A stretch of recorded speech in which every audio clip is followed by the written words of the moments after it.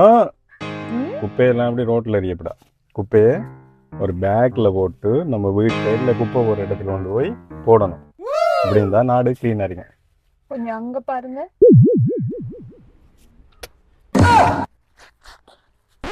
என்னாச்சு? நடுமல அடிக்கா?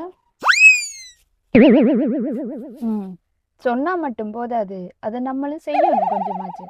எல்லாரும் சொல்றாங்க தான், ஆராய்ச்சி செய்யணும்னு நினைக்கிறாங்களா?